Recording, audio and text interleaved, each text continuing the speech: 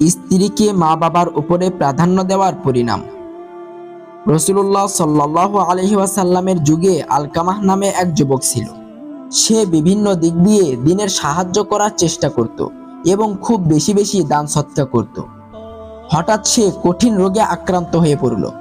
তার স্ত্রী কোনো এক ব্যক্তির মাধ্যমে রাসূলুল্লাহ সাল্লাল্লাহু আলাইহি ওয়াসাল্লামের নিকট এই সংবাদ পৌঁছে দিলেন।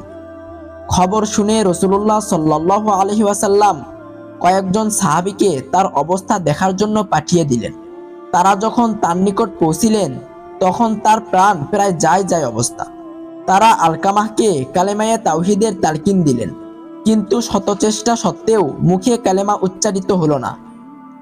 আর এই শোচনীয় অবস্থার সঠিক সংবাদ প্রদানের জন্য হযরত বেলাল রাদিয়াল্লাহু তাআলা আনহুকে রাসূলুল্লাহ সাল্লাল্লাহু আলাইহি ওয়াসাল্লামের দরবারে পাঠিয়ে দিলেন।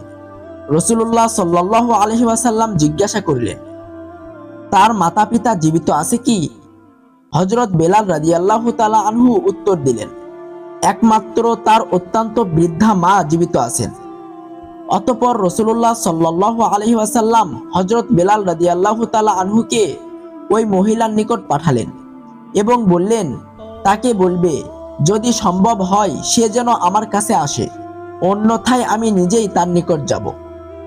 হযরত বেলাল রাদিয়াল্লাহু তাআলা আনহু মহিলার নিকট উপস্থিত হলেন এবং নবী করিম সাল্লাল্লাহু আলাইহি ওয়াসাল্লামের ফরমান জানালেন।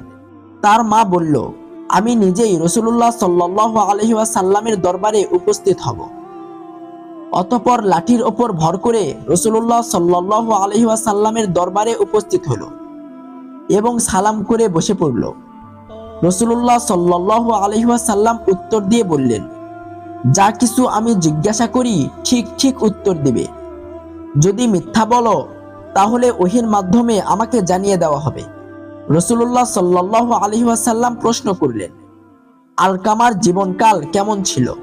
বৃদ্ধা বলতে লাগলো, সে বেশি বেশি নামাজ পড়তো এবং রোজা রাখতো, আর দান সৎকার করার তো কোনো সীমা ছিল না। রাসূলুল্লাহ সাল্লাল্লাহু আলাইহি ওয়াসাল্লাম পুনরায় জিজ্ঞাসা করলেন, তোমার এবং তার মধ্যকার সম্পর্ক কেমন ছিল? বৃদ্ধা উত্তর দিল, আমি তার প্রতি অসন্তুষ্ট। রাসূলুল্লাহ সাল্লাল্লাহু আলাইহি ওয়াসাল্লাম বললেন, কেন? বৃদ্ধা উত্তর দিল, সে তার স্ত্রীকে আমার উপর প্রাধান্য দিত এবং স্ত্রীর কথা মতো চলত। রাসূলুল্লাহ সাল্লাল্লাহু আলাইহি ওয়াসাল্লাম উত্তর দিলেন, মায়ের অসন্তুষ্টি তাকে কালেমা পড়া থেকে বিরত রাখিয়াছে। অতঃপর রাসূলুল্লাহ সাল্লাল্লাহু আলাইহি ওয়াসাল্লাম বেলাল রাদিয়াল্লাহু তাআলা আনহুকে বললেন, বেলাল, শুকনা কাঠ সংগ্রহ করো, আমি আলকামাহকে আগুনে জ্বালিয়ে দিব। তখন বৃদ্ধা মা সন্তানের কঠিন শাস্তির কথা শুনে অস্থির হয়ে পড়লেন এবং বলতে লাগলেন, ইয়া রাসূলুল্লাহ সাল্লাল্লাহু আলাইহি ওয়াসাল্লাম, আমার সামনে আমার কলিজার টুকরা পুত্রকে আগুনে জ্বালিয়ে দিবেন না, আমি এটা সহ্য করতে পারবো না।